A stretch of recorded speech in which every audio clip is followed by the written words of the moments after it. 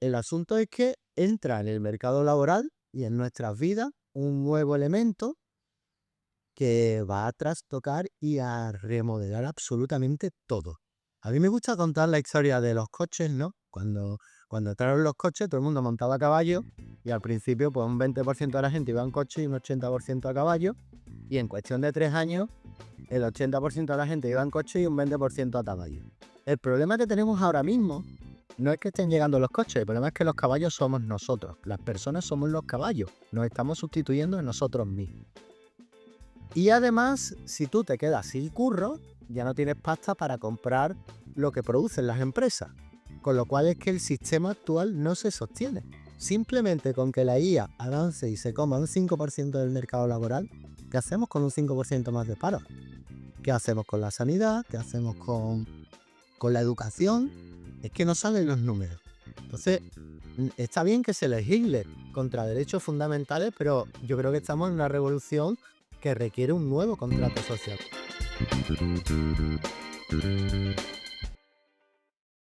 Hola, hola. Empezamos un capítulo más de Derecho Fácil para Todos, un podcast de Tecnoabogado y también tuyo, no lo olvides. Hoy hablaremos de IA, productividad, inteligencia artificial, otra vez, derecho y humanismo. Hoy os va a gustar, no vayáis, esperaros hasta el final porque seguro hoy os va a gustar. Y lo digo, gracias por acompañarme y acompañarnos en este capítulo y hoy, que en Charlas por Derecho, tenemos a Joaquín Peña Siles. Joaquín es un destacado investigador y profesor universitario especializado en inteligencia artificial, digitalización y productividad con un enfoque en el humanismo digital. Su carrera incluye una sólida formación en ingeniería informática, dirección de operaciones y ha trabajado en la implementación de metodologías para mejorar la productividad en un mundo cada vez más automatizado. Es conocido por su método FAST, diseñado para ayudar a las personas a gestionar el estrés y ser más eficientes en la era digital, adaptándose a los rápidos cambios tecnológicos. Joaquín ha sido una voz activa en la divulgación sobre el impacto de la inteligencia artificial tanto a nivel académico como empresarial. Participa regularmente en conferencias y talleres donde aborda la automatización y su efecto en el futuro del trabajo. Además, es fundador del Instituto de Humanismo Digital, una plataforma que busca promover el uso ético de la IA y la tecnología para mejorar la vida de las personas en lugar de reemplazarlas. Esta presentación, como no podía ser de otra manera, es de ChatGPT, no es mía. Antes googleábamos y mirábamos en Google qué decía y cómo éramos. Hoy le preguntamos a ChatGPT. Ya veremos lo que nos dice luego. Y apúntatela para luego. Hay que estar también en ChatGPT. Bienvenido, oyente. Yo creo que la presentación de ChatGPT nos va a servir para que empecemos a conocer a Joaquín Peñasile. Pero, Joaquín, ¿quién es Joaquín Peñasile? Bueno, pues yo creo que soy un apasionado de la tecnología y de las personas al mismo tiempo.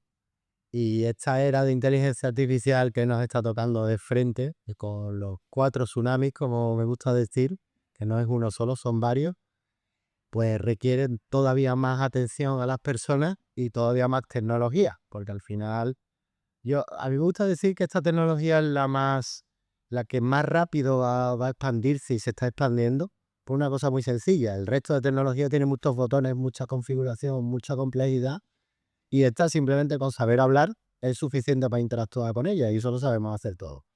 Entonces, así me defino, un apasionado de la tecnología y también al mismo tiempo de las personas. Bueno, si lo has visto en alguno de mis podcasts, videopodcasts, yo voy saltando de un lado a otro para que los oyentes y videntes que nos ven, puedan disfrutar de cada momento del podcast. Em, a ver, tú hablas de la cuarta ola realmente, hablas de esta diferencia o la cuarta revolución industrial, que se habla mucho de la inteligencia artificial. Pero es verdad que nos inundan titulares sobre cómo la inteligencia artificial va a quitar empleo, va a controlar el mundo, y según algunas películas, y me voy a, no quizá tanto tu generación como la mía, ¿no? A Terminator, ¿no? O sea, Terminator es yo me pido la versión de Terminator en este caso, ¿no? Porque vuelve y acaba con todo. Pero tú hablas también de humanismo digital. O sea, em, ¿en qué nos quedamos? ¿La inteligencia artificial va a acabar con el mundo o va a ser un mundo nuevo y mejor? Bueno, mira, yo creo que la inteligencia artificial no es más que una herramienta, igual que es un cuchillo. Entonces tú con un cuchillo cortas un jamón o un queso fantástico, o puedes atacar a alguien. El devenir de cómo termine el uso de esta tecnología depende de nosotros, que realmente lo tenemos en nuestras manos. Por eso hace falta algo de ética. La legislación corta los usos completamente incorrectos, pero dentro de lo que es legal tenemos que tener valores, principios, una nueva moralidad. Y con el escenario que se está dibujando, esas reglas no existen, no sabemos cuáles son, no sabemos el impacto que va a tener. Yo no creo que estemos en la cuarta revolución, yo creo que estamos en algo muchísimo más profundo.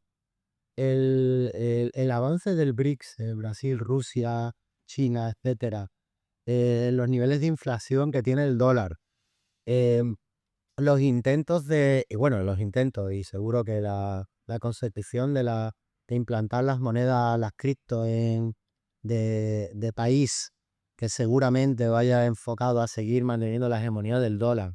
Las tensiones en Taiwán, Ucrania, Palestina, todo eso pone de manifiesto que en la parte no tecnológica estamos en un punto de inflexión. Dicen algunos expertos, Rey Dalio, por ejemplo, que estamos en un cambio de imperio, de hegemonía mundial, que ocurre cada 150 años. Pero eso tiene también una gran pega. La inteligencia artificial nos está haciendo o nos va a hacer imbéciles artificiales, porque, verás, y además es un concepto que salió ayer en la tertulia, que ya me conoce, la tertulia social Indubio, os pondré el enlace, precisamente con la invitada que tuvimos, ¿no?, de la Comisión Europea, Isabel Upont.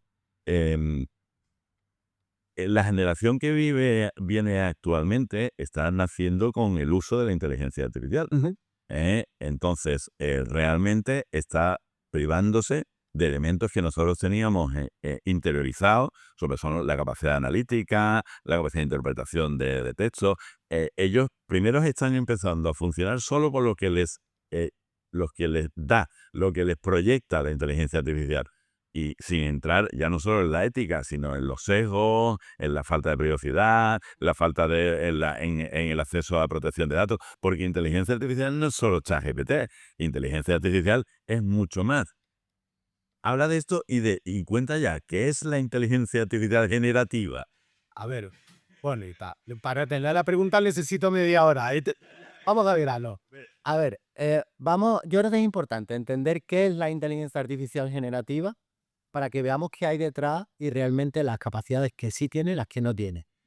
Em, la IA generativa es un cerebro electrónico que, por ejemplo, GPT-3, que ya se ha sacado un 6 un 7, parece hacia medicina en Estados Unidos, y las posteriores pues ya pasaron a un 8 o un 9, o Gemini supera al experto humano en el 90% de las ocasiones, en más de 50 y tantos campos, o sea que la potencia que tiene es bestial.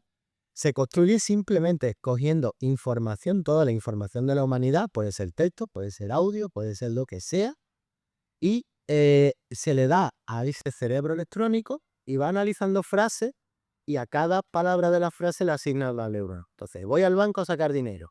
Neurona banco, neurona dinero. Aparece otra frase que es voy al banco a ingresar dinero. Se vuelven a conectar esas dos neuronas un poquito más. Eso lo sigues haciendo hasta que se genere una red, por ejemplo, GPT, de 175.000 millones de neuronas. Si lo equiparamos a personas, si cada persona es una neurona, necesitamos 30 planetas. Estamos hablando de neuronas el equivalente a los tokens, Sí. lo que hablan para los que nos ven y escuchen. Entonces, cuando hablamos de millones de tokens en los nuevos LDM, ¿qué quiere decir eso? Porque estamos ampliando. Cuéntalo. Sí, pues mira, el cerebro al final tiene 30 ¿Y planetas. cuál sería el equivalente a lo que tiene el cerebro? Se han hecho estudios sobre algo. La inteligencia humana, evidentemente, es inagotable. ¿Puede llegar a ser tan inagotable la inteligencia artificial?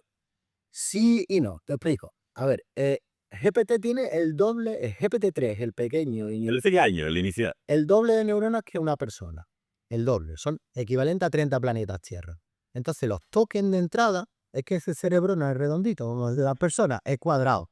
Entonces, pues si tienes 32K tokens, tienes 32.000 personas escuchando lo que tú dices. Entonces, tú le lanzas una pregunta, se activa la neurona banco, la neurona dinero, y con quienes están conectadas empiezas a hacer llamados, y cuando llega la llamada al final de los 30 planetas Tierra, tiene la respuesta correcta. Es así de increíble. Es así de increíble. La única cosa es que realmente una palabra no es una neurona, sino que los tokens son 3 caracteres. O sea, banco a lo mejor se divide en BAN y CO. Pero así es como funciona exactamente. Nadie sabe por qué demonios eso contesta bien, pero la realidad es que contesta bien. Y solo necesitan la información, darle la información para entrenar el cerebro, se crean todas las conexiones y eso empieza a funcionar. Eso es lo que estamos construyendo. Lo puedes hacer con vídeo, lo puedes hacer con cosas todavía que dan más miedo. Por ejemplo, con escáner cerebral y sabiendo el texto que está pensando la persona, soy capaz de saber qué estás pensando con tu escáner cerebral. Incluso generar imágenes. Da miedo, da miedo. Eso ha ocurrido ya, eso hace 8 meses o así que se publicó en revistas científicas serias. Entonces, ya se puede explorar el cerebro y de hecho se está hablando de neuroderechos, de derecho a la privacidad de pensamiento. A la privacidad de pensamiento. Entonces, claro, ¿cuál es el problema que tiene esto? Si tú tomas un problema, por ejemplo, quiero invertir en empresa, no quiero montar una empresa. Si tú tienes mucho texto que dice que tienes que ir al banco a pedir un préstamo, cuando tú haces la pregunta, te va a decir que vayas al banco a pedir un préstamo porque al aparecer mucho hay muchas conexiones y lo que hace es sesgarte hacia el estándar. Que yo creo que ese es el sesgo más peligroso, no es el de género o este tipo de sesgo, porque esos son muy visuales, se nota, se sabe que se está sesgando hacia los hombres, por ejemplo. Pero este sesgo de estandarización es el más peligroso, porque Ahí vuelvo al principio de la falacidad, a idiotizar. tiende a idiotizar y a que todos vayamos al estándar. ¿Qué estándar? No el estándar que tú, por ejemplo, le quieras educar a tus hijos. El estándar le está poniendo el señor San Galman y está poniendo un estándar, pues ajustando esos parámetros como quiere. Entonces eso es muy peligroso. Claro, ¿cuál es el problema? Que aquí si tú no tienes pensamiento crítico, en estudios que se han hecho científicos serios con problemas reales de empresas, de Boston Consulting Group, de consultoras, cuando tú le das a la IA un problema de frontera, un problema que no es estándar, complicado, por ejemplo, quiero montar una empresa, pero es una startup, no es una cuestión de conseguir fondos en el banco, sino una cosa más compleja, en el 20% de las ocasiones te cuela una solución que es malísima. Entonces, claro, si nosotros dejamos de aprender, dejamos de absorber conocimiento, pero no te digo al ritmo de hace 10 años, es que tenemos que tener un ritmo más alto, porque al final tienes al lado un cacharro que sabe de todo, pero que sabe de todo de manera estandarizada. Tú tienes que tener una capacidad por encima de lo que teníamos en años anteriores. A ver, la inteligencia artificial sí, si no estoy equivocado, y de hecho evolucionó y va a evolucionar tanto por 3 factores fundamentales. Por la cantidad de datos, el Big Data tan enorme que hay actualmente, que a más datos mejor va a funcionar, por la capacidad computacional que vamos mejorando con el tiempo y al final la capacidad de analizar esos datos y obtener de alguna manera un estándar de respuesta, porque no deja de ser un estándar de respuesta.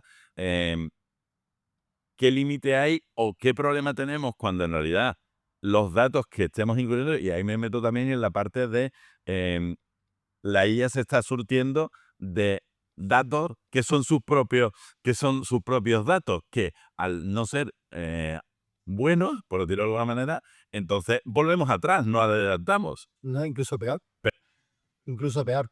Porque imagínate que al final es un tema estadístico. Si tú tienes muchas frases, muchas soluciones en una línea, se crea una campana de Gauss. Vamos, imaginemos que hay una campana y en esa campana cuando tú preguntas tiende a contestarte por el centro. Las cosas de los lados, si tú no tienes una pista de que hay cosas en el lado, no te va a contestar. Si tienes la pista, si sabes que hay un formato de inversión de la empresa que es, pues yo qué sé, con Full Friends and Family, pues y le tiras por ahí, sí que se va a ir al lateral, pero tienes que saberlo y lo tienes que ir. Claro, ¿cuál es el problema? Que si tú empiezas a generar contenido que se está haciendo de manera completamente masiva, esto hace un podcast de verdad en directo, y es una vez más, porque claro, es muy fácil generar contenido de mucha calidad. ¿Qué ocurre? Cuando el cacharro este se empieza a alimentar con su propia mierda, ¿no? La campana de Gauss tiende a estrecharse y a convertirse en picos. Y se crean como picos en las distintas disciplinas y problemas y tiende a polarizar a muerte y a perder calidad en lo que es estadísticamente menos aparece. Hay estudios que cogen y ponen a una IA a entrenarse contra sí misma y el resultado final es desastroso por completo. Entonces ahí tenemos también un gran problema. Claro, pero eso se une también incluso, tú sabes también lo que es el SEO y sabes lo que es la generación de contenido. Los expertos en SEO están empezando a tener auténticos problemas porque en realidad ahora no se sitúa el contenido de calidad, se sitúa el contenido de SEO. O sea, se sitúa el contenido del pasar para estar en las primeras posiciones, pero absolutamente vacío de contenido útil, que es al final contenido que acaba usando la inteligencia artificial para dar nuevo contenido. Esto es una... Claro, es un horror, porque... y eso, tú tienes capacidad, tú eres de una generación bastante proactiva, bastante con capacidad intelectual como para poder discernir, pero ¿tenemos un problema con las nuevas generaciones o no? Tenemos un problema grave. Y yo de hecho suelo decir que tenemos que volver al hombre del Renacimiento. Ayer se decía a volver a coger el papel y el bolígrafo y papel y lápiz y volver a pensar. Es que todos lo has hablado, pensamiento crítico. Es que eso lo hemos perdido. Pero ¿cómo conseguimos pensamiento crítico? Ahí es donde está la clave, porque eso está muy bien. Oye, pues tienes que tener pensamiento crítico. Dudando, tú me dices apoyo contrario. Dudando de todo, teniendo la capacidad de justificar o motivar. No, ¿Por pero qué estás dudando de eso? sí, pero tú no puedes dudar de algo de lo que no controlas mucho. Puedes dudar, pero y lo puedes trabajar. Pero me explico. Imagínate que te metes en temas de marketing online y tú no sabes absolutamente nada de marketing online. Le preguntas a GPT, te da una respuesta estándar y hemos terminado. Ahora, si tú te ilustras, lees, buscas por tu cuenta contenido, empiezas a abrir el campo y empiezas a conocer las cosas de frontera. Por ejemplo, cómo se posiciona un vídeo en TikTok. Pues si le preguntas a GPT que está acotado a 2023, pues te va a dar una respuesta antigua, digamos. Entonces, en el momento en que tú empiezas a absorber conocimiento de manera amplia, puedes hacer las preguntas correctas, que por lo menos a día de hoy, ¿dónde está la clave? Tú puedes preguntar cosas de frontera y servirte de la IA para que te dé soporte, pero es crítico que empecemos a aprender de manera amplia. Y eso es lo que yo creo que realmente te da ese pensamiento crítico y capacidad de competir con la IA. Mira, yo decía el otro día que ya no tiene sentido contratar expertos. Y te lo digo con conocimiento de causa y acierto, y habiéndolo hecho sistemáticamente. Nosotros hacemos trabajos para empresas, estamos con una empresa que factura más de 100 millones de euros, le estamos remodelando el proceso comercial. Yo tengo conocimiento del proceso comercial por experiencia, pero reunión de Teams con el director comercial, 2 horas, todo se transcribe todo. Y bueno, el proceso que hacemos tiene su chicha, pero hablamos con Gemini, con Cloud y con GTT y sacamos un documento de 20 páginas con todo el proceso comercial. Le pedimos mejoras a ese proceso, le pedimos que incluya KPIs y te lo monta absolutamente todo. Sí, pero tienes que tener algo de conocimiento para saber si eso que te está dando es bueno o no es malo. Porque a mí no se me ocurriría. Ahora entraremos en la inteligencia artificial y los abogados, porque al fin y al cabo esto es abogado o no.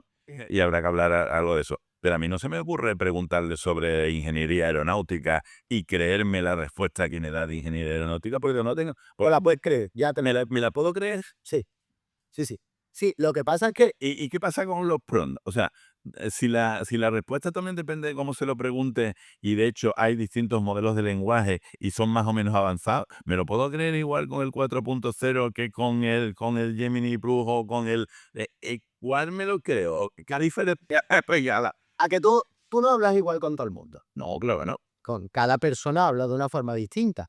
Los cursos estos de prompt engineering y de cómo preguntarle a la IA, eso es chumba. Eso no tiene sentido. ¿Por qué? Porque si tú te pones a hablar con una persona y adaptas tu mensaje y sabes a quién preguntarle qué cosa, porque sabes cómo funcionan, si tú hablas mucho con Gemini y con Cloud y con GPT, sabes quién es bueno en una cosa y quién es bueno en otra. Y sabes a quién preguntar. Es correcto, sí, es verdad. Entonces, mira, hay una cosa importante. El GPT-3, que era un niño pequeño recién nacido, hace lo que hacen los niños pequeños. Tú le pones una peli de Superman, se ata un mantel al cuello y se quiere tirar por la ventana para volar. ¿Por qué? Porque estaba entrenado con información, pero en esa información no se le estaba diciendo lo que es real de lo que no.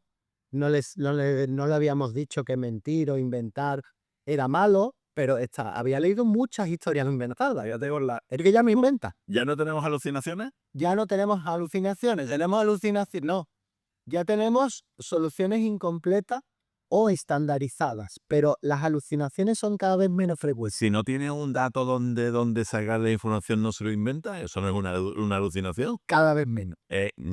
Tú te puedes llegar yo me puedo llegar a pelear con la inteligencia artificial, porque de hecho me peleo con la inteligencia artificial, entonces, cada vez menos, pero sigue alucinando. O sea, si no encuentra, porque lo que quiere es satisfacerte, lo que quiere es darte un resultado para que tú, parece como si te quieres generar endorfinas, para que tú estés a gusto, ¿no? Igual que además lo decía, luego le daré a Pablo, lo de la inteligencia artificial, lo de decirle que le vas a pagar mejor o que le vas a dar $100 O que te echan del o curro, porque te echan del curro. O sea, oye, dame una buena respuesta porque si no, esto me van a echar del curro. ¿En qué es eso realmente? Es pensamiento al pensamiento, no es inteligencia, porque no lo es, ¿qué es? no. Mira, el GPT-3 inventaba un 40%, el 4 un 20%, y ya cada vez inventan menos. Ten en cuenta que una persona inventa más que una persona eléctrica, ¿vale? Entonces, Una persona inventa más que... sí, claro, claro. Si yo te pregunto sobre ingeniería aeronáutica, no es que inventes, es que no sabes un pimiento. Bueno, hay quien no sabe la respuesta y se la inventa, porque queda bien en un grupo, sí, sí. Sí, claro. Entonces, y bueno, y las personas tenemos alucinaciones. Yo estoy seguro que si te pregunto sobre una cosa que pasó hace 10 años, la memoria que tú te has guardado no es exacta. Y le preguntas a otro que estaba allí, cada uno lo cuenta de una forma.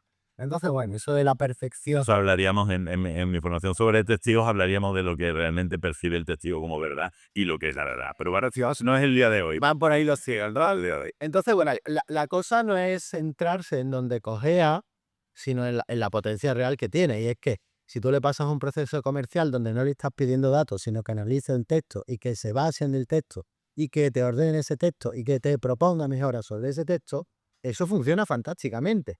¿Qué te da? El nivel de un consultor de 8 o 9. Por eso te digo que ya no tiene sentido contratar a expertos y no tiene sentido contratar a personas con pensamiento crítico, personas con capacidad de aprendizaje, personas proactivas. Eso está siendo muy peligroso, lo que Eso estás es, diciendo. claro, por eso después tenemos que hablar de humanismo. Pues sí. Por eso después tenemos que hablar de humanismo y de qué hacemos con las personas. Entonces, de manera práctica, lo que te contaba, ese proceso comercial que sacamos, pues está de nueve y lo hemos montado con Gemini y con Cloud. Claro, porque lo hemos gestionado personas con pensamiento crítico, no hiperexpertos pero sí con pensamiento crítico y con conocimiento amplio de todas las cosas que tienes que manejar. Entonces, realmente la inteligencia artificial empieza a integrarse como algo más que está en nuestras vidas. Yo venía ahora de viaje y venía en el coche preguntándole cómo hacer una ruta, quiero subir al Mulhacén y al Veleta, y cuál es la ruta más adecuada. Le he dicho que voy en noviembre, qué material tengo que llevar, y todo eso conversando. Y bueno, pues ahí poco se inventa. Al final te da datos que son bastante certeros. Y es algo que en el día a día empezamos a usar y debemos de usar. ¿Dónde está el asunto aquí? El asunto es que entra en el mercado laboral y en nuestras vidas un nuevo elemento que va a trastocar y a remodelar absolutamente todo. A mí me gusta contar la historia de los coches, ¿no? Cuando entraron los coches, todo el mundo montaba a caballo y al principio pues un 20% de la gente iba en coche y un 80% a caballo, y en cuestión de 3 años el 80% de la gente iba en coche y un 20% a caballo. El problema que tenemos ahora mismo no es que estén llegando los coches, el problema es que los caballos somos nosotros, las personas somos los caballos, nos estamos sustituyendo en nosotros mismos. Y además, si tú te quedas sin curro, ya no tienes pasta para comprar lo que producen las empresas. Con lo cual es que el sistema actual no se sostiene. Simplemente con que la IA avance y se coma un 5% del mercado laboral, ¿qué hacemos con un 5% más de paro? ¿Qué hacemos con la sanidad? ¿Qué hacemos con la educación? Es que no salen los números. Entonces, está bien que se legisle contra derechos fundamentales, pero yo creo que estamos en una revolución que requiere un nuevo contrato social. Vamos, no lo creo yo. Es un poco el sentir global de la gente que nos movemos en este asunto. Ayer, una de las cosas que salió, y la apunto porque yo no lo conocía, yo no sé si tú conoces lo que es las etapas del ciclo de Gartner. No sé si lo habías escuchado, pero me pareció Eso lo está comiendo. que la inteligencia artificial profundiza las 5 fases clave del ciclo de vida de una tecnología, ¿no? El lanzamiento, el pico de expectativas sobredimensionadas, el abismo de desilusión y la rampa de... O sea, yo Y decir, aquí no hay abismo. ¿en qué punto estamos? No hay abismo. No. No hay abismo. No hay abismo y no, insisto, no lo digo yo. ¿Sabes lo que es sí? ¿Puedes explicarlo un poco? Sí, bueno, cuando surge una nueva tecnología, Que ha pasado siempre, que ha surgido rueda o Ford en una... siempre se crean una ilusión, te hacen la ilusión de que aquello vas a tener una utilidad muchísimo mayor de lo que realmente tiene.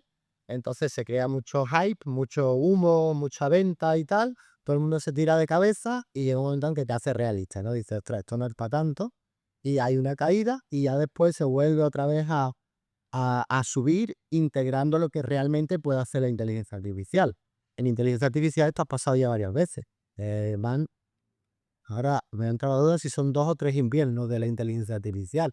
En los años 70 todo el mundo se ilusionó y pensaba que iba a pasar lo que está pasando ahora. No, la inteligencia artificial no es del 2020, no, es de 1950. Es la primera vez que se empieza a hablar de inteligencia artificial. Eso ha habido varias oleadas ¿Sabes? Que ha habido varias oleadas. y todas han acabado en desilusión y en invierno de inteligencia artificial incluso de décadas. Claro, ¿qué está ocurriendo con esto? Que esto no es que esté cumpliendo las expectativas, que no esté cumpliendo las expectativas, es que las está superando sistemáticamente.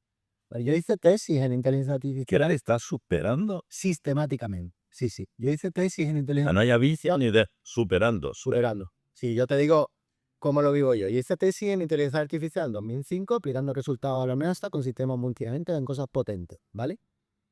Y Yo, el señor trabajó en la NASA, la vida en el Grumman, porque yo creo que lo sabe ChatGPT, pero se la ha debido de olvidar. entonces estoy muy cercano a la tecnología. Cuando veo una noticia de OpenAI o así, yo no estoy viendo la noticia, estoy viendo lo que está haciendo el equipo de desarrollo, la complejidad que tiene montar eso, la forma en la que han montado la solución. Obviamente no me sé los detalles, ¿no? Pero me llega toda esa y tengo toda esa intuición. Y yo doy una charla con los últimos avances, por ejemplo, el modelo de voz avanzado último, y a mí se me ponen los pelos de punta. Y yo los primeros 6 meses me despertaba a las 5 de la mañana porque es que era, o sea, no puedo, es increíble que se esté avanzando así. ¿Y qué ocurre? Que estamos en un crecimiento exponencial, ahora te lo argumento un poco para que se entienda. Entonces, en estos meses atrás íbamos así para arriba, pero es que estamos alcanzando lo que es la parte completamente vertical de la curva y los avances se están montando unos encima de otros y esto está explotando por completo. O sea, que lo que va a pasar en los próximos años es que el ritmo de avance va a ser todavía más rápido de lo que estamos viendo, porque es exponencial. Mira, te lo argumento. GPT-3 y medio, el primero que salió, necesitaba un centro de supercomputación para ejecutar, ¿vale? Y ahora mismo GPT-3.5 corre en un portátil ese. Y te da la misma calidad. Y además está gratis porque es open source. Te lo puedes descargar y usarlo. ¿Qué ha pasado? Pues que los microchips que se usaban eran microchips para jugar. Eran tarjetas gráficas para el Fortnite y para este tipo de juegos. Se están empezando a hacer microchips completamente específicos para IA. El código que se escribe, tú lo tienes que traducir al microchip y los compiladores que hacían esa traducción eran generalistas y no se están haciendo compiladores específicos. Por ejemplo, en la compilación se consigue una mejora de rendimiento entre 500 y 1000. Los microchips que está sacando NVIDIA, que yo invertí en el momento y se ve claro un poco el crecimiento de eso. En octubre del 20, antes de que saliera GPT, estaba en 100 y pico la acción o 200 euros y está en 1200. Y ver la gráfica y es así. O sea, es exponencial completamente.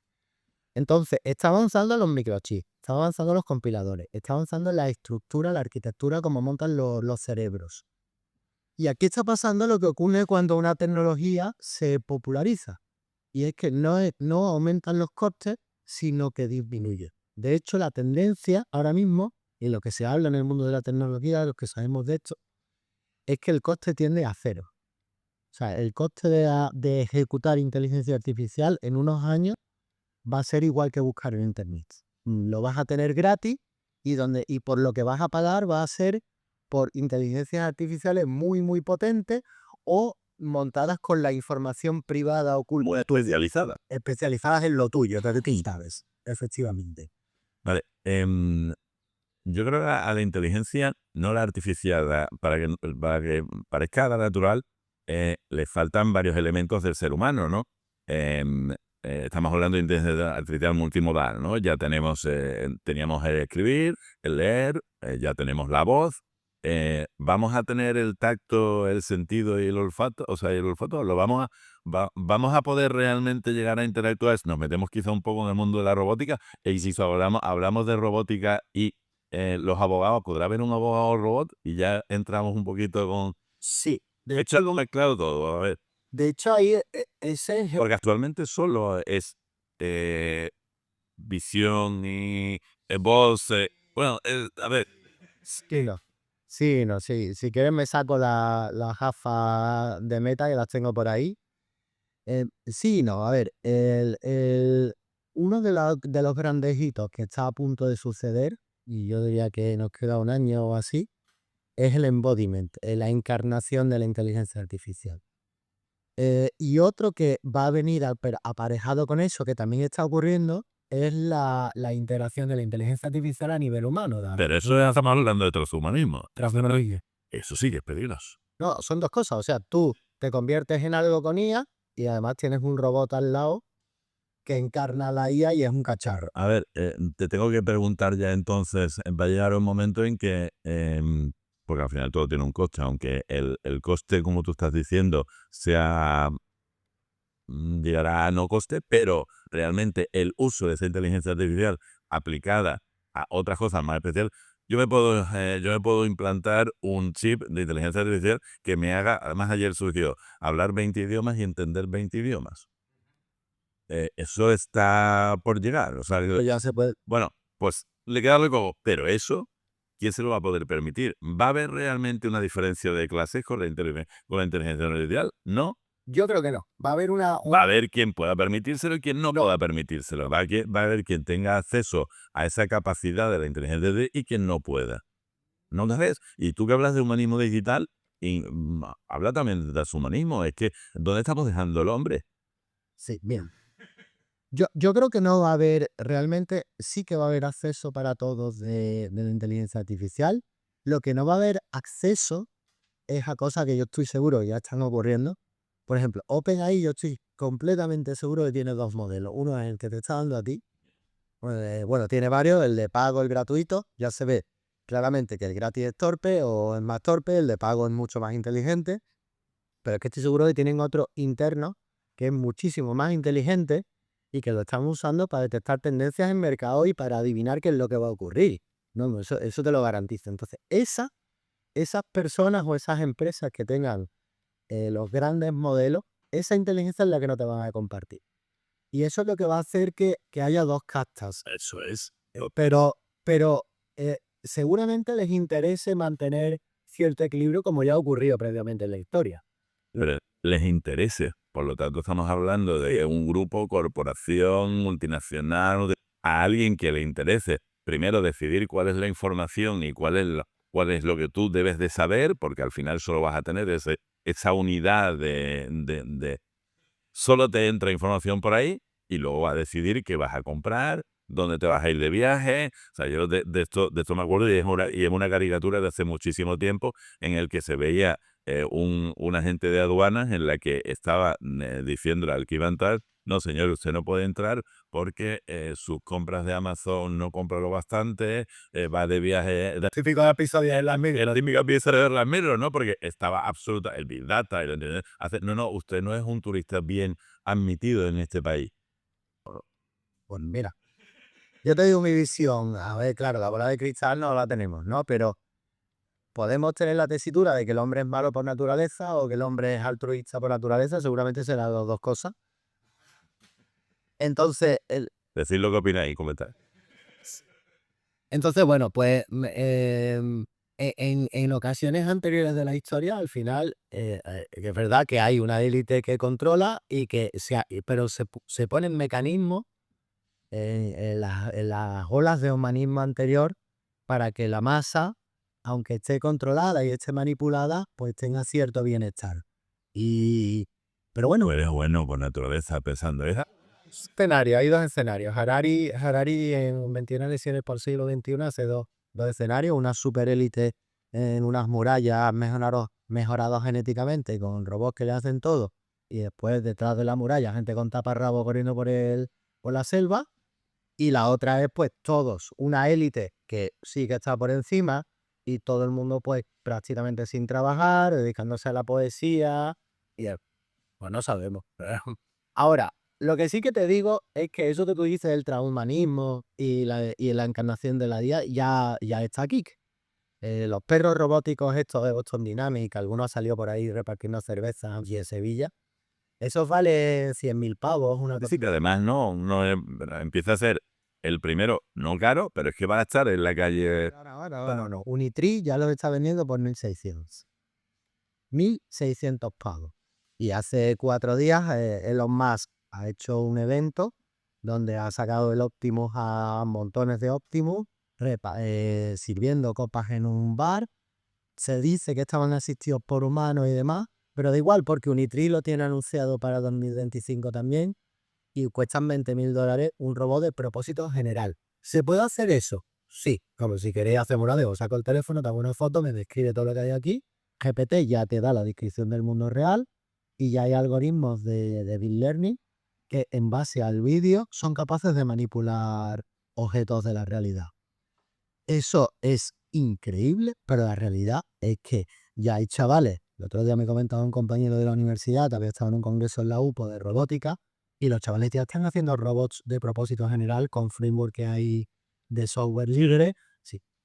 Entonces, ya empieza a haber esa capacidad de tú, con algoritmos de aprendizaje de estos de deep learning, de IA generativa, pues darle pautas a un robot que las ejecute.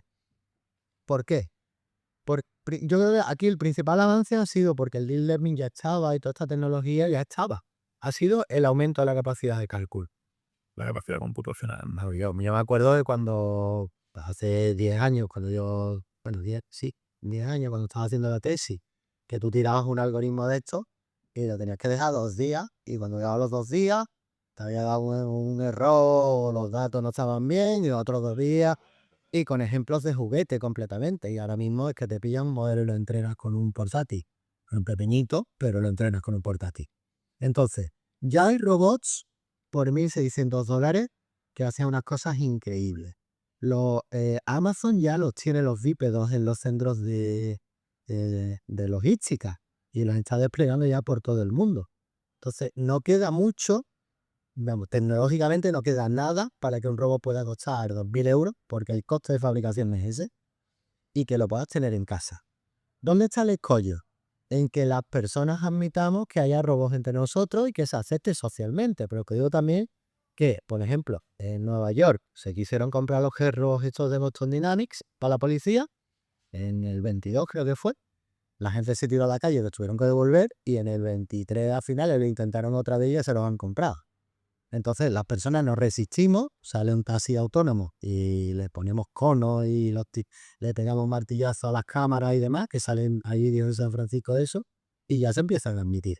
Entonces es una cuestión de que socialmente se acepte, que la legislación decida y se adapte a esta situación. Si un taxi tiene un accidente, ¿quién es el responsable?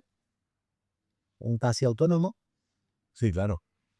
Claro, es que eso no está Pero es que me estás hablando, es que inteligencia artificial es todo. O sea, inteligencia artificial está en cualquier sitio y realmente tenemos que valorar la parte ética y la parte humana. También hay un activismo en Londres de un grupo que se dedica a eliminar todas las cámaras de vigilancia y seguridad, porque realmente ahí ya entramos en el análisis de datos faciales, ya también hablábamos de la discriminación, ya no solo de tu dato, sino de en un grupo, un entorno de gente, discriminar y la inteligencia artificial decidir o valorar qué es lo que está buscando y extraerlo de un grupo inmenso.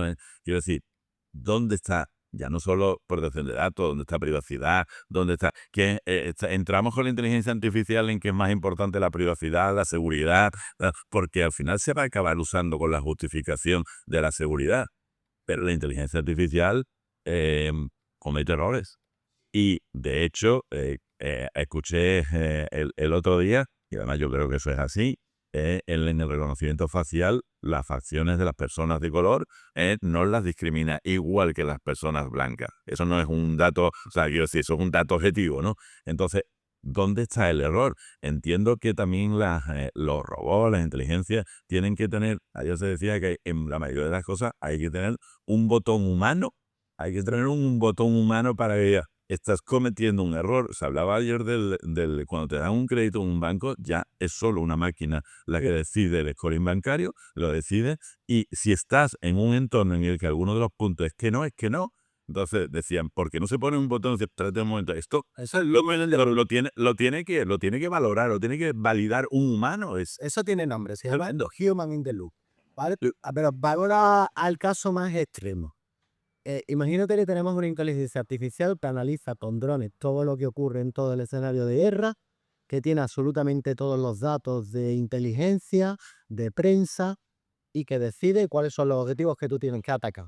Vale, pues imagínate que tú eres el ministro de Defensa y la inteligencia artificial, que es capaz de tener toda esa información y analizarla en bloque, te dice, tienes que tirar una bomba aquí, que hay 2 terroristas y 10 civiles. Entonces, ahí pasan 2 cosas. Si tú dices que no, estás asumiendo el riesgo de perder la guerra o de que te tengas un ataque, ¿no? Y la otra cosa que ocurre, que ocurría en la Segunda Guerra Mundial, es que si dices que sí, cuando yo te pregunte si tú te haces responsable de haber matado a los civiles, sabes a quiénes responsabilizan, ¿no? A la IA. Los que apretaban el botón de la cámara de gas responsabilizaban a su jefe a jefe, hasta que llegaba el de arriba. Entonces, ni te haces responsable y a ver quién es el guapo que es capaz de llevarle la contraria a lo que diga la IA. Eso está ocurriendo tal cual en Israel. O sea, eso es lo que está ocurriendo en Israel. Entonces, bueno, pues no sé hasta qué punto tenemos la capacidad de que ese botón realmente sea efectivo.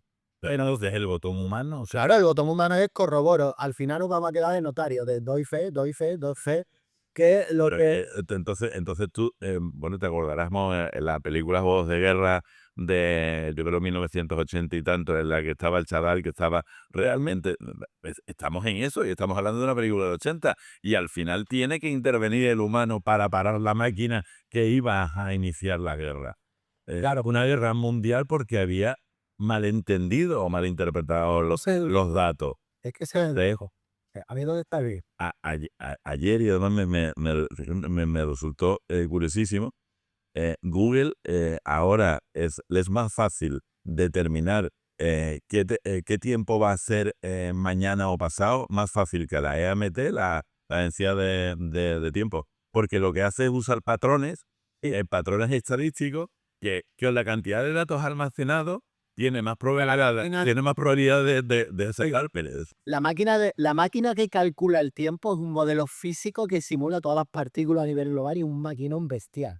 Pues han hecho un modelo con IA generativa, sea, dándole todas las predicciones de años anteriores y funciona con no sé qué porcentaje, pero con un décimo de la potencia que hace falta y es más certero. Que sí se cierra. Y es más certero. Pero mira, yo te voy a devolver la pregunta y te la doy a ti. Tú imagínate que estamos en la Edad Media. Y en la Edad Media tú tienes que legislar, por ejemplo, un seguro de un coche de alquiler. Yo creo que eso es lo que está ocurriendo. Estamos en un cambio de modelo total y la privacidad yo creo que deja de tener sentido. pero te refieres a porque en la Edad Media tendrían que determinar quién es el que debe asegurar el coche de alquiler o quién es el responsable de los... Mira, en la Edad Media había legislación, ¿no? En los romanos. Y hay parte de esa legislación que sigue siendo básica y de nace ahora, pero hay muchísima legislación que ahora mismo es nueva, de situaciones completamente distintas, ¿vale? Por ejemplo, la propiedad intelectual rompe con todos los patrones de la propiedad física. ¿Qué es lo que pienso yo que está ocurriendo? Que ten en cuenta que GPT y estos fregados tienen 2 años, 2, 3 años. el ritmo es tan alto que no está dando tiempo a reaccionar. Y lo que estamos configurando es un nuevo esquema social, una nueva sociedad, una nueva forma de trabajar, una nueva forma de vivir. Y yo creo que no podemos jugar con las reglas anteriores, que esto es una disrupción total. Entonces, si pensamos de manera lineal y seguimos preocupándonos de la privacidad o de este tipo de cosas, yo de verdad que creo que no tiene sentido la privacidad en el mundo que viene. Y te pongo un ejemplo. Si la IA tiene todo, tiene por los datos del reloj, tiene todo tu historial cardiológico, tiene todos tus datos de movimiento, y a eso lo complementas con más sensores, y te puede decir antes de que tengas un cáncer, tienes un cáncer, y te salva la vida, ¿ahí qué sentido tiene la privacidad? No, ahí el único sentido tiene que la compañía de seguros no me va a asegurar, ya no me va a hacer un seguro de vida porque va a tener acceso a todos esos datos biomédicos y no me va a asegurar directamente, pero las compañías de seguros usan probabilidades, usan datos, Bueno, o sea, pues que ya los están usando. piensa una cosa, ¿qué sentido tiene una compañía de seguros si tú eres capaz de predecir que te va a poner mala? Es que el modelo de los seguros cambia. Claro, pero eso Claro. es igual que yo quiera saber o no quiera saber que me quiero poner malo. Es igual Bueno, habrá gente que sea estos objetores de conciencia de eso y gente que no. Pero, ¿ves lo que quiero decir? Es que cuando hay una disrupción tan tremenda, los modelos de pensamiento, las reglas y los esquemas que tenemos ahora mismo dejan de tener sentido. Y el problema es que yo creo que esto va a ocurrir en 3, 4 años. Vale, y la tecnología, si se equivoca, ¿cuál es el coste de oportunidad de que porque habrá que tenerlo en cuenta, la IA se puede equivocar, y sí, porque, ¿qué pasa cuando se equivoca? ¿Qué hacemos cuando se equivoca la tecnología, la IA?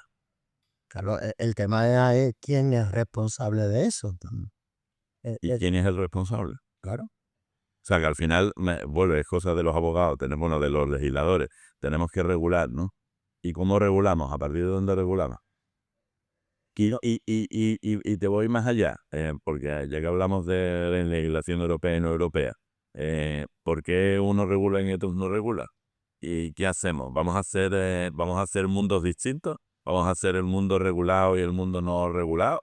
Unos van a ser mejores que otros, unos van a atender más a la tecnología, da igual, independientemente de lo que sea, lo importante es la tecnología, la inversión, el rendimiento, y otros no, es la ética, el humanismo, pero entonces al final lo que vamos a encontrar no es límites por un lado y absolutamente amplio por otro.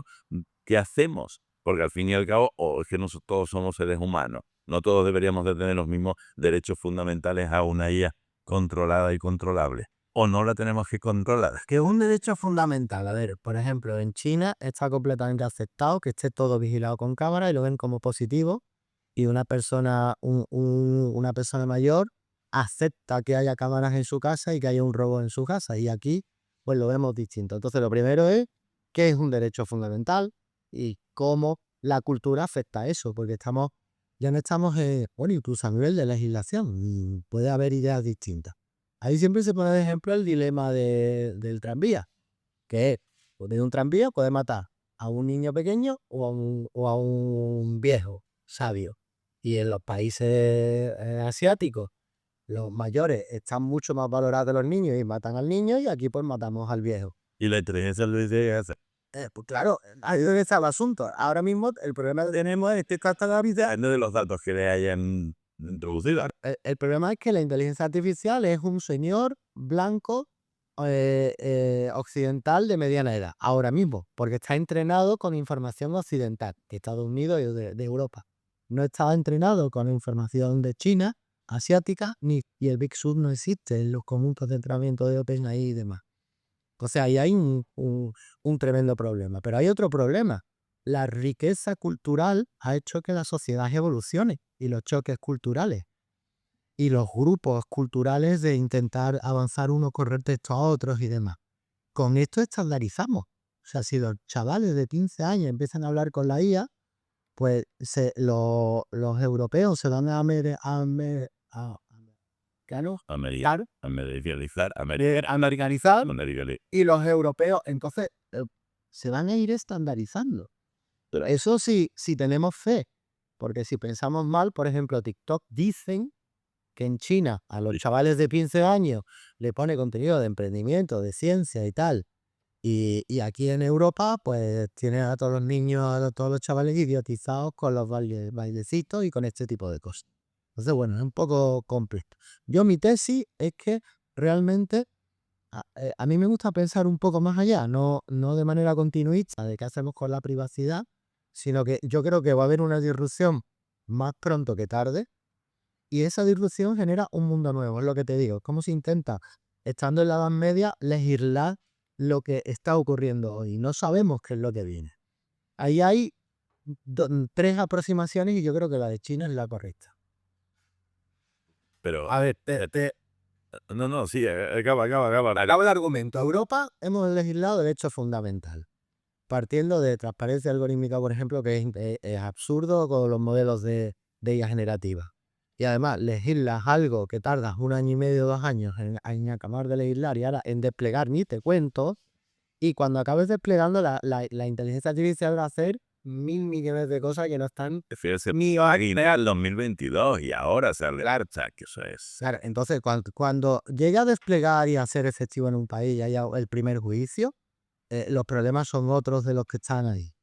En Estados Unidos se han legislado con la directiva esta, presidencial, que no es ley, pero mientras el presidente vale, los derechos del consumidor, o sea, más mercantilista, ¿no? Y en China, ¿qué están haciendo? Despliegan IA, surge el problema, legislan. Despliegan IA, surge el problema, legislan. Entonces están legislando de manera incremental cuando ocurren los conflictos y ocurren los problemas. Yo creo que esa es la aproximación correcta, una aproximación Habláis de lo de China, ¿no? En función de que surge. no porque no por donde tire sea más o menos bueno, sino porque realmente esto va a un ritmo tan alto que tienes que tener agilidad a la hora de desarrollar legislación y proteger a las personas. Pero claro, tiene que ser cuando eso despliegue y empieza a haber problemas, porque es que no los puedes predecir, es muy complicado. Pero y sé que se me va un poco la olla en ese sentido, pero se me acaba de ocurrir, la inteligencia artificial evidentemente no es una única inteligencia artificial, No. ¿vale? Claro, el botón de voz de guerra, la inteligencia artificial haría una cosa en China, haría otra cosa en Estados Unidos y haría otra cosa en Rusia y igual también y haría otra cosa en Europa. Teóricamente la misma inteligencia artificial apretaría o no apretaría el botón. Sí, incluso más. Incluso más. Si pruebas, no sé si lo has hecho y los que los ven lo han hecho. Si tienes el GPT de pago, dile que te describa quién eres y que te diga cuál es tu perfil de personalidad y vas a alucinar. ¿Por qué? Porque se va guardando en la memoria quién eres tú y No estás no sé si hacerlo en directo, porque me asustaría verlo. Pero hablando de eso precisamente, yo que tengo el de pago también, porque me parece tremendamente obligatorio. es obligatorio hoy en día y además el coste de 20 euros me parece una ridiculez para lo que tiene. De hecho, los últimos, el O1 Preview o el Mini o el GPT-4, cuando se pone a responderte, pues, evidentemente es una parte de marketing y tal, dice que está pensando. ¿eh? Es que antes no pensaba. Realmente no piensa. A ver, Realmente no piensas. sí, para que lo entendamos, no piensa ni razona. Simplemente recuerdo. Y me explico. Imagínate el ejemplo que ponía antes, ¿no? Voy al banco a sacar dinero, tienes 2 neuronas, banco dinero, y ahora tienes otra frase que dice voy a comprar pan con dinero. Tenemos una tercera neurona que es el pan. Imagínate que no hay más texto. El pan está conectado con dinero y está conectado con banco, aunque previamente no se le haya explicado que tú tienes que pasar por el banco para conseguir el dinero. Entonces, digamos que esas conexiones, esa unión de ideas es la que hace GPT, que puede superar a los humanos. Sin tener información previa, como todo está, conecta todos los conceptos, puede unir cabos que no estén unidos previamente. Pero no razona más allá de eso. Ya se va aproximando más a una inteligencia humana. Sí, pero es como si tuviéramos una tía Asperger que es capaz de recordar absolutamente todo y que tiene una buena capacidad para unir ideas que están relacionadas, pero relacionadas a nivel básico, de palabras compartidas, ¿vale? Claro, ¿qué ocurre? Que si tú le dices, hazme un plan de marketing, si no ha leído un plan de marketing nunca, no es capaz de recordarlo. Entonces, si le dices, hazme un plan de marketing en este sector, como tiene cosas del sector y tiene planes de marketing, es capaz de conectar esas ideas y darte una adaptación. ¿Me explico? Pero realmente recuerda. Ahora, si tú le dices que te resuelva la paradoja matemática no sé qué, que no está resuelta previamente, no es capaz de hacerlo. No es capaz de hacerlo. Y eso es hasta divertido. ¿Por qué demonios no se puede? Y es porque Eso, ¿por qué no se puede? porque en investigación, los investigadores, pues somos muy enfocados. Entonces, la gente de Machine Learning son la gente que investiga en eso es un grupo de personas, y la gente que investiga en lógica de deducción, lógica proposicional, en lógica difusa, en algoritmos que sí que hacen deducción, son otras. Entonces son tecnologías distintas y son comunidades distintas, que es lo que están haciendo ahora, unir esas dos cosas. Y el cerebro realmente lo que necesita es otro cerebro adjunto, que ahora todavía no se sabe cómo conectar una cosa con otra, pero se está conectando para que meta ese razonamiento de crear, de descubrir nuevo conocimiento haciendo razonamiento. De hecho, cuando Sam Altman salió y volvió a entrar, ¿no? Que le echaron, y al final el desenlace es que Microsoft y el mundo privado ha tomado control de algo que era sin ánimo de lucro y para ayudar a la humanidad. El detonante es que ya estamos haciendo razonamiento matemático básico de primaria y secundaria, y que eso ya lo estaban consiguiendo integrar con ese modelo de neuronas que se disparan. ¿Y por qué hay determinados modelos de lenguaje que están más, por ejemplo, Cloud AI dicen que va más para el análisis de datos. ChatGPT en realidad es más de la escritura y el desarrollo y Bueno, bueno, tú ahora, doy una foto y a ver, tú ahora me haces esa foto. Yo a donde quiero llegar es porque Gemini, Cloud, ChatGPT o Copilot, como modelos de lenguaje natural enormes, ¿vale? Luego hay otros muchos más. Pero, ¿por qué tienen capacidades distintas realmente? tú quieres hacer un cóctel y tienes imagínate que quieres hacer 5 litros de cóctel y tienes una garrafa de 5 litros. Entonces, tú puedes echar más tinto, más ginebra, más refresco o menos. Entonces, si echas más texto de cómo programar o más texto de cómo hacer algo, ese mix es el que hace que un modelo sea más o menos apto para ciertas cosas. Un punto. Y el otro es también el tamaño del cubo. Si tú el cubo en vez de 5 litros lo pones de 7, que es lo que está ocurriendo, o sea, cuando sale GPT con no sé qué, y al mes sale Gemini y le rega el palo, es porque han hecho un modelo más grande y lo han entrenado más centrado en unas cosas o en otras. Pero siendo modelos generalistas, no hay ninguno que sea más generalista que otros.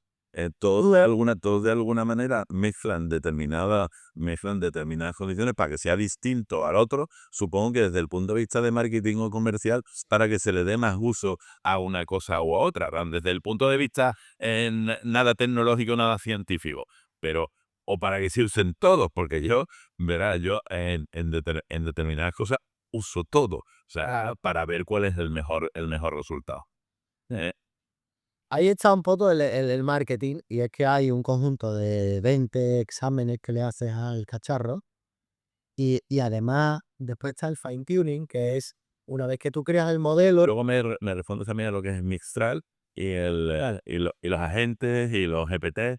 Vale, pues mira, el fine tuning al final es que tú creas un modelo crudo primero inicial dándole toda la información, y después, claro, si tú aquello lo dejas libre y le preguntas cómo montar un laboratorio de metanfetamina, te lo cuenta.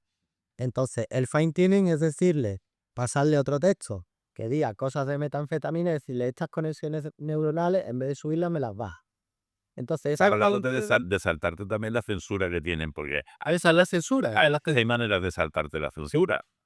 Sí, claro, porque tú imagínate un camino tú imagínate todas las personas de 130 planetas Tierra, tú dices, corta el camino de llegada a metanfetamina por aquí. Pero claro, te puedes ir a otro planeta, volver a dar vuelta y sigues llegando al sitio. Entonces, con el fine tuning, lo que hacen es hacer que GPT, Gemini o Cloud salga más guapo en los exámenes.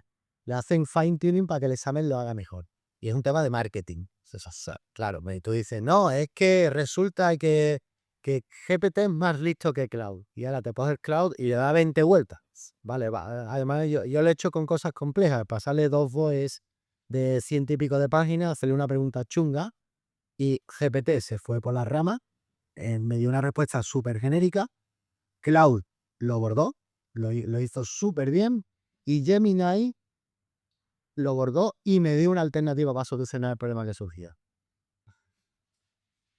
Bueno, yo lo hice en una de las ponencias y realmente los 4, yo lo hice con los 4 y los 4 responden de manera absolutamente distinta a las mismas preguntas. Sí. Sí, son modelos Ahora, además fue la realidad de decir exactamente lo mismo, con los mismos datos, con las mismas preguntas y responde de manera distinta. Sí, porque tienen estrategias distintas, pero yo creo que ahí Google es el que tiene la sartén por el mango. Porque, claro, sí, tú imagínate que estás haciendo una sangría, no es lo mismo que le eches Don Simón a que le eches un vino de 20 euros, ¿no? La calidad de los datos, Se te olvide Mistral. Me tiene que responder Mistral, los agentes, que lo y veo. los GPT. La calidad de los datos que tú echas ahí es muy importante. Y bueno, ahora ya GPT o OpenAI está haciendo lo distinto, pero OpenAI lo que hace es scrapping a lo bestia. Y sí que tienen fuentes de datos muy potentes que ni siquiera son públicas. De hecho, hay muchos jaleos con el tema de la propiedad intelectual. Pero claro, ahí ¿quién tiene la sartén por el mango? Google. Google tiene toda la información de Internet estructurada, tiene YouTube, tiene Google Imágenes, entonces tiene pues más información que el resto, ¿vale? ¿Qué es Mistral?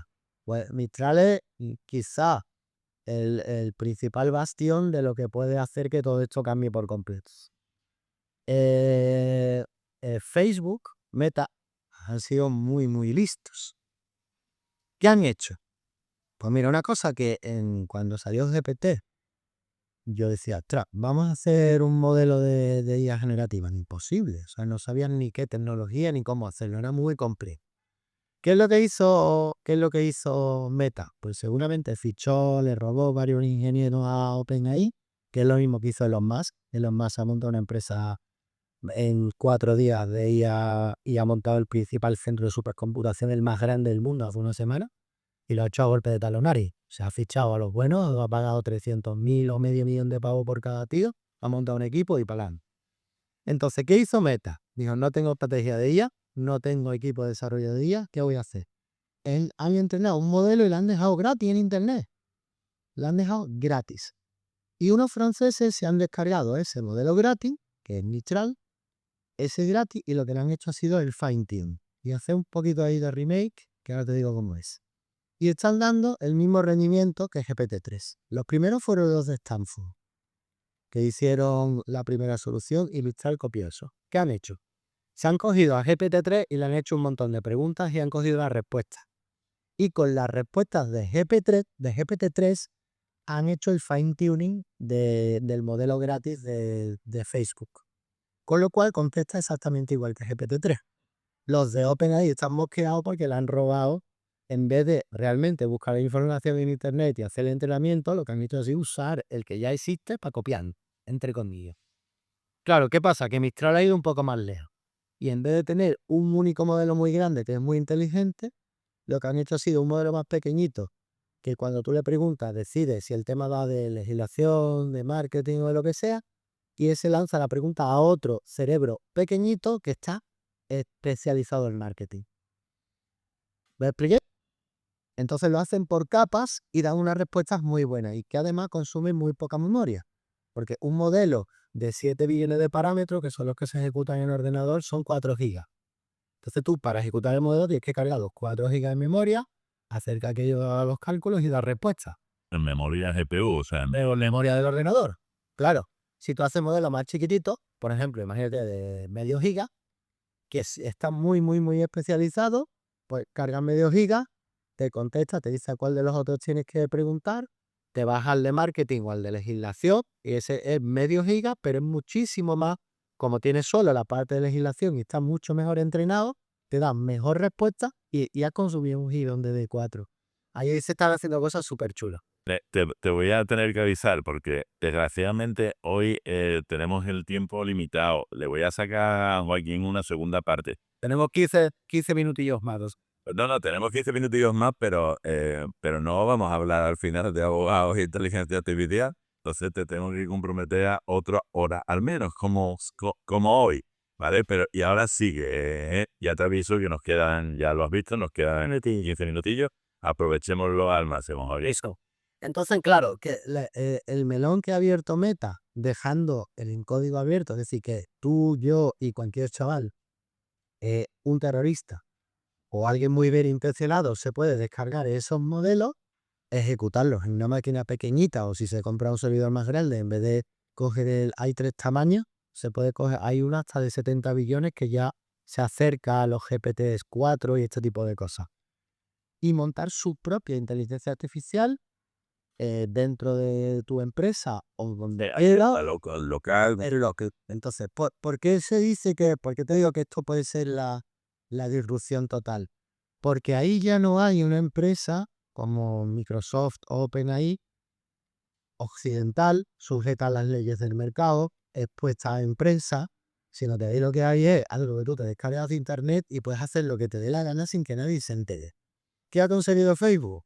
Pues que tiene millones millones no sé, pero tiene 1000 veces más desarrolladores que tiene OpenAI, que tiene esto, porque está toda la comunidad de open source y todos los ingenieros de software del mundo que tienen ganas de aprender esto, haciendo IA sin estar trabajando en nuestras empresas. Y el mundo del open source tiene la característica que cuando tú haces algo, como es un rollo de compartir, pues lo subes y lo compartes con todo el mundo. Para los que no sepan esto, va a decir que es open source. Porque igual no sabrá. Vale, si es software libre o software abierto, y es que tú haces el programa y lo dejas disponible para que otras personas lo usen. Entonces hay miles de personas contribuyendo a generar soluciones de inteligencia artificial gratis y se están dejando disponible en Internet. Eso está creciendo a un ritmo bestia. Entonces, claro, ¿qué es Mistral? Pues Mistral es una de esa información, de ese software que hay disponible en Internet, una empresa francesa que lo ha apartado y ha invertido en firmes para hacer un modelo muy potente. Te saca el rendimiento de GPT-3. Y es gratis, entre comillas. Y gratis. Sí, el Mistral lo tienes gratis y ellos te venden soluciones como empresa y tal, pero Mistral se puede descargar gratis y si queréis me abro el portátil y hablamos con él y te da el rendimiento de GPT-3, ¿vale? Aquí hay una cosa importante y es que GPT-4 o Gemini es súper potente y cuando tú le preguntas algo complejo, te lo resuelve. Pero hay cosas mucho más sencillas, como por ejemplo darle una factura y decirle, oye, dame los datos de la factura, pasarle no sé, una documentación, por ejemplo, administrativa, en un proceso administrativo, decirle que compruebe que cumple tales características, que eso cualquier modelo con Mistral lo hace sin ningún problema. Y eso sustituye a la persona que está haciendo esa revisión administrativa. Claro. Y tenemos que pensar también el impacto en las personas. Vale. Para ir acabando un poco, bueno, que no me habla de la suma del grupo de agentes, que también es, pero te doy una pincelada de los agentes generales y los GPTs o los GPT, si los agentes son la mejora de los GPTs o para que se acabe, no, le andan viendo, porque es que de verdad ya sabía que iba a pasar esto con Joaquín, desde que una hora no da para nada. Y no vamos a hablar de humanismo digital, no vamos a hablar de todo, pero lo dejamos ahí, pero lo dejamos, y no vamos a hablar realmente de cómo aplicar, ya no solo para los abogados, sino para personas, lo de si se van a acabar desapareciendo todos los puestos de trabajo, si él solo va a trabajar el que en realidad sepa cómo funciona la inteligencia artificial, el que no está afuera, lo dejamos para el otro. Así que acabemos un poco con... Sí, mira, los agentes es una cosa que está en camino, que ya está viendo soluciones y que es otra disrupción tremenda. ¿Por qué? Porque realmente es como si tú tuvieras un ChatGPT hablando con otro ChatGPT y con otro y con otro y con otro, y pues pones 10, 15, los que quieras.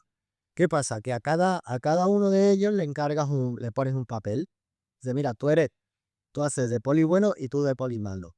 Entonces la solución que saca el poli bueno, ahora el poli malo, le mete caña y cuando se ponen a discutir, se llama adversarial AI, es un modelo, se ponen a discutir la solución final que sale mucho mejor. Pero es que te puedo montar un equipo. El equipo de marketing y tiene Un briefing de agentes, llegamos por la mañana y los ponemos a discutir sobre... Sí. claro, y por ejemplo, uno de los sitios donde se está viendo más claro es el software. ¿Qué hace? Tienes uno que diseña software, tienes otro que programa base de datos, otro que programa interfaz de usuario, otro que hace las pruebas. Entonces, un solo agente ahora mismo tiene una capacidad limitada por la información que es capaz de recibir y la que es capaz de generar, pero un sistema multiagente hablando unos con otros, pues empiezan a poder solucionar cosas muy potentes. Eso tiene un riesgo bestial, que es lo que tratábamos en la tesis, que es el comportamiento emergente. ¿Qué es el comportamiento emergente? Pues yo me pongo a hablar contigo y tú tienes un comportamiento pues más o menos predecible dentro de que eres una persona. Pero cuando se une un grupo de agentes y empiezan a interactuar, pueden pasar y han pasado cosas del tipo de que empiezan a hablar los agentes y dicen el español esto es ineficiente que no vea, empiezan a cortar las palabras y a los 10 minutos están hablando en un idioma que nadie entiende. Entonces eso da un poquito de repelús. O se conectan a internet y dice, oye, que no puedo montar laboratorio de metanfetamina, pero esto es rentable. Y como tú me has encargado que yo gane dinero, se conecta a internet, se busca cómo hacerlo y se pone a montarlo. Entonces, ese es el riesgo que tienen los sistemas multiagentes. Y los agentes en general. Como dice Harari, por primera vez en la historia hemos creado una tecnología que tiene el potencial de la bomba nuclear, pero la bomba nuclear tenía que haber varias personas que hicieran así, le dieran el botón a la vez. Esta actúa por su cuenta. Y lo único que hay que hacer para que actúe por su cuenta, que OpenAI no lo ha hecho, Microsoft no lo ha hecho, es que alguien coja el agente que es capaz de generar código, un Mistral, y lo conecte al banco, lo conecte a todas las cosas que lo pueden conectar y que empiece a actuar. Y eso ya está ocurriendo por culpa, entre comillas, de Meta, de Mistral, del open source. Porque Google no lo hace porque le da miedo y sabe que es peligroso, pero es que un chaval de informática, sin tener ni idea del riesgo que está asumiendo, Tú lo puedes hacer. lo puede hacer y no tiene ni idea del riesgo que eso puede suponer. Para que dejemos más cosas para ver. No hemos hablado de automatización, no hemos hablado de unir Zapier o Make con inteligencia artificial, no hemos hablado hemos hablado de muchísimas cosas, pero tenemos que ir a los elementos básicos del programa. Una es la pregunta de la joven.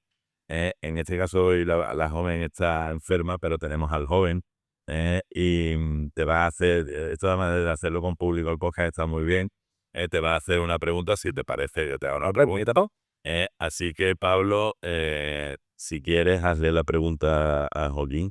Pues mira, yo la pregunta que te traía, como criptoanarquista y persona que está muy involucrada en movimientos hackers, sobre todo en Alemania, en las casas Ocupa, te hablaba de la relación entre privacidad, información e inteligencia no consciente, puesto como ya hemos visto que en algunas alucinaciones de sistemas como Gemini se puede sacar datos privados de Google Drive.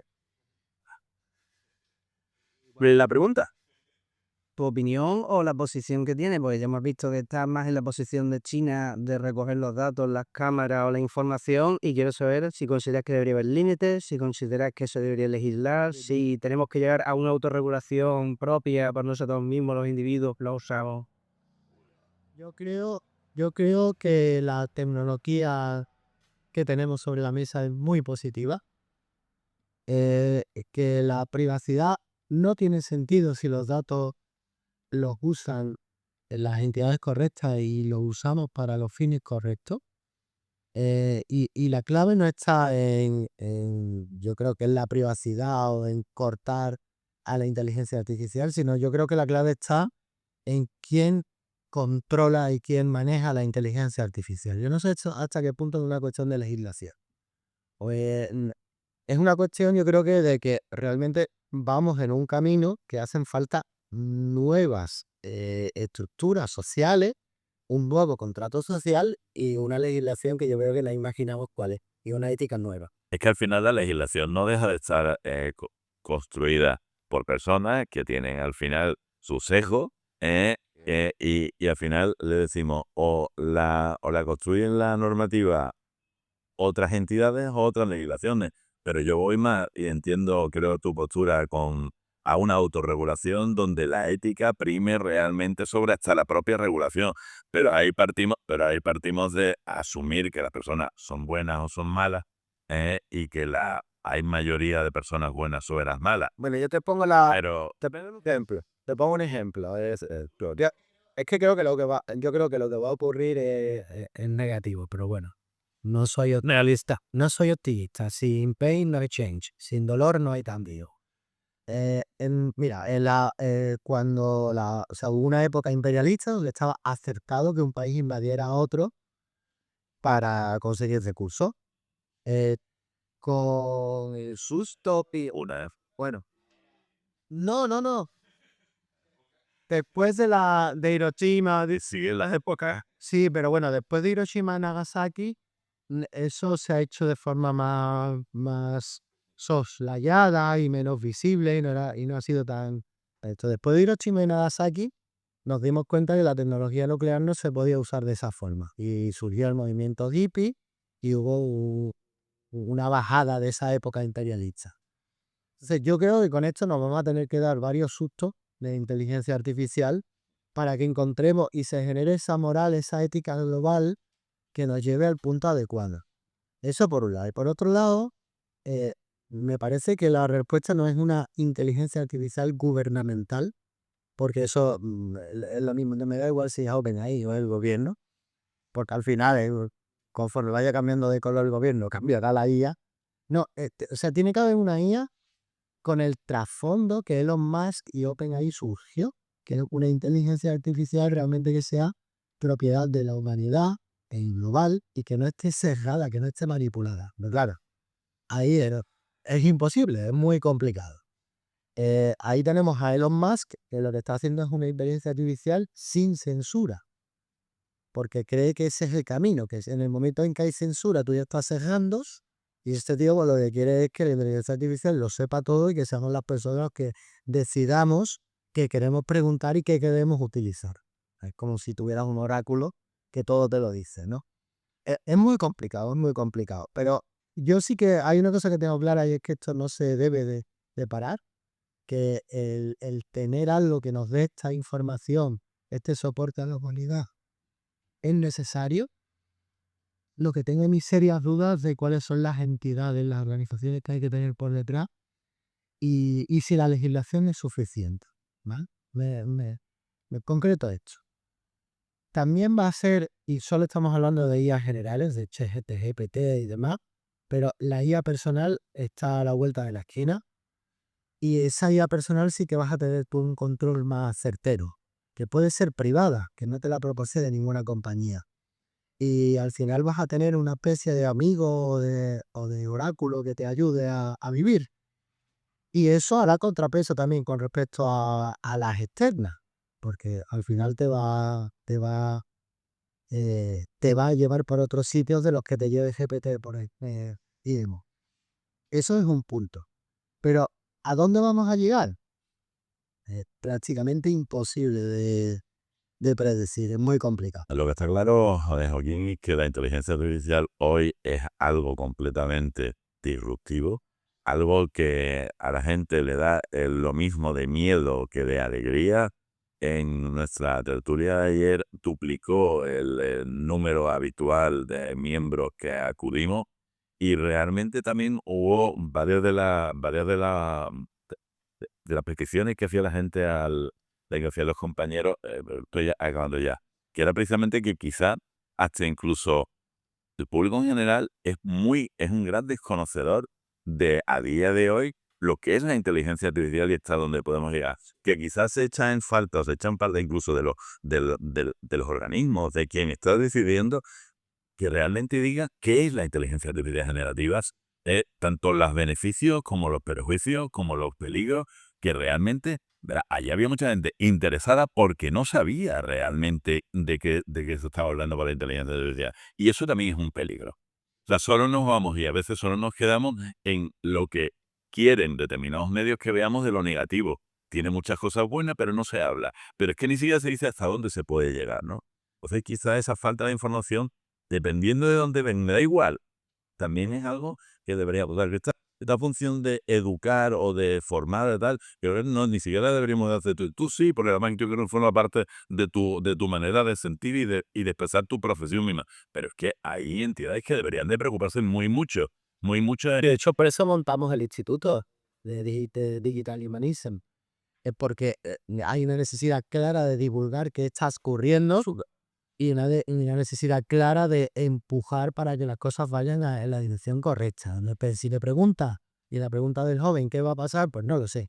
Pero sí que tengo claro lo que tenemos que hacer en el corto plazo. Yo en la charla siempre digo que vienen 4 tsunamis y hay que hacer 3 cosas. Uno, mirar el tsunami de frente, porque si te pones de espalda porque te da miedo y no lo entiendes, pues estás perdido. Entonces lo tienes que mirar de frente y darte cuenta que se puede automatizar un proceso de facturación sin 5 minutos y sin esfuerzo, que te hace una valoración administrativa, que te busca jurisprudencia, que te monta una demanda sencilla y que te ahorra 3 horas de trabajo previo y tú Eso en ahí que entonces me vas a hacer hablar y no trabajar.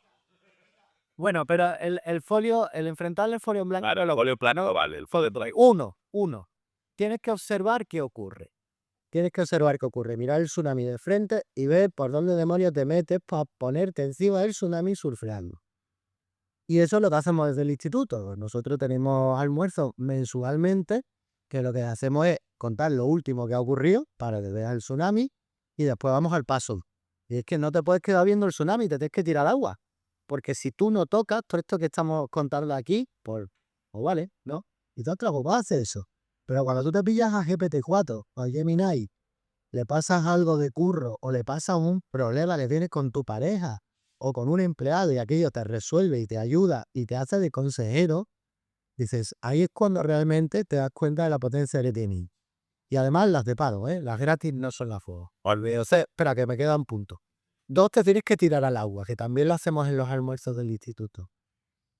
Y 3, lo tienes que hacer pensando en las personas, llevando a tus compañeros de trabajo al agua para que todos naden, porque si no nadan y no se preparan, ¿qué vas a hacer con el que es sustituido por inteligencia artificial? Lo tienes que ayudar a que desarrolle pensamiento crítico, a que aprenda nuevas cosas, y eso es responsabilidad nuestra, de cada uno de nosotros. Y además a tus clientes también. Entonces yo creo que la clave está ahí, no es tanto en qué tenemos que legislar, porque no se sabe, un poco la aproximación de China, hacerla incremental, y lo que sí es ponernos en marcha ya, a observar qué ocurre, a tirarse al agua, a empezar a tocar las herramientas y a usarlas, y hacerlo siempre pensando en las personas y arrastrando a todas las personas que podamos. Y te digo, nosotros que somos jóvenes, pero ya con canas, nos cuesta, pero es que los chavales de 15 años se están haciendo todos los trabajos del instituto y de la universidad con estas herramientas. Ellos ya están ahí. A Es lo que tenemos que educar por ahí. Independientemente de que lo pondré abajo en la descripción del programa, ¿dónde te pueden encontrar? ¿Dónde contactan contigo para el tuto, para saber más de ti? Sí. Mira, yo estoy en todas las redes sociales. Si buscan a Joaquín Peñasíes, está el canal de YouTube, que hay bastante contenido. Y después en el instituto es Digital Humanism Institute. Para los que somos españoles más sencillo, DIG de digital, HUM de humanismo y de instituto.org. Ahí está todo el contenido. Tenemos una academia con un montón de cursos gratuitos, están los almuerzos y hay bastante información por ahí. Vale. ¿Y quién forma parte del, o sea, son distintos profesionales o como... Sí, en el instituto hay abogados, hay profesionales independientes, hay gerentes de empresas medianas de todos los sectores. No es un tema tecnológico y hay personas de gran empresa también. Y de hecho, los debates que se crean, ellos ya están poniendo cosas en marcha y es fantástico porque quedamos para comer, que te lo pasas fantástico, una comida espectacular, te pegas un baño de qué es lo que ocurre y una vez al mes te paras, piensas en esto y te obligas a ir dando pasitos. Podríamos hacer se está ocurriendo un podcast en directo en una de esas comidas o por comidas y hablar con público e incluso recibir preguntas del público. Ahí lo dejo. El título del podcast. A mí me gustan mis invitados después de lo que hemos hablado, porque una cosa es la idea con la que se tiene, luego es lo que se desarrolla en el podcast. ¿Qué título le pondría? Yo sé que esto no tiene nada que ver ni con el SEO ni con el marketing, tiene que ver con lo que tú has vivido en el podcast. ¿Qué título le pondrías? Yo diría, si lo oriento a la persona que mira, yo diría, ¿vas a seguir esperando a entender o a ponerte en marcha con la IA? No sé si como título de para YouTube se Muy largo, muy largo. Vale, pues vas a... para YouTube. Para YouTube, No, igual lo voy a poner, ¿vale? Pero que no sé si se me va a ir... ¿Vas a seguir esperando o...? sí. ¿Hasta cuándo? No. O sea, no. Vas a seguir esperando a ponerte al día. A ponerte a la IA. A ponerte al día con la IA. Sí. Va. Sí, si no, un poco es entendiendo la IA. Entendiendo la IA. ¿Vale? Puede ser. Vale. Algo para que te gustaría decir que no te he preguntado, aunque no te he preguntado muchas cosas y te gustaría decir mucho, y ya en función de tu tiempo. Bueno, pues hay una pauta clara y es que esto es completamente imparable y que es completamente obligatorio ponerse manos a la obra y empezar lo que decía, a ver qué pasa, pero sobre todo empezar a tocar esto para que seamos capaces de reaccionar. Que si tú no lo sabes, no sabes qué ocurre y solo lo escuchas de oídas, no te pones en marcha.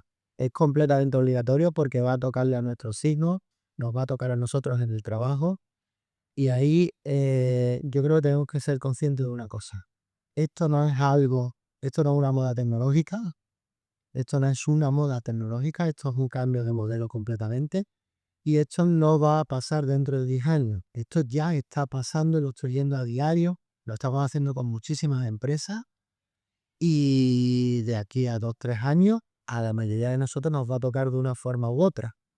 Entonces no es algo para mañana, es algo para empezar a ponerse en marcha ya o ayer. Pues gracias, Joaquín. Siento que se nos haya pasado el tiempo tan rapidísimo, porque se nos ha quedado mucho por preguntar, mucho por decir, pero realmente hemos súper aprovechado el tiempo con Joaquín, porque además es un placer escucharle. Os aconsejo que vayáis a sus redes sociales y que si podéis saber un poquito más del instituto, es algo realmente, eso sí que es disruptivo, eso sí que es algo que merece la pena conocer, estar y compartir. Y de verdad, vamos para los 40. Yo no pensé nunca que pudiera llegar con mi podcast a 40. Dicen los que hablan de esto del podcast que cuando llegas a 10 ya te puedes empezar a considerar que tienes un podcast. Por lo tanto, estoy súper agradecido, sobre todo súper agradecido a los invitados que tienen el detalle de perder una horita, 2 horitas conmigo, porque llegar hasta aquí cuesta lo suyo, cuadrar las agendas y demás.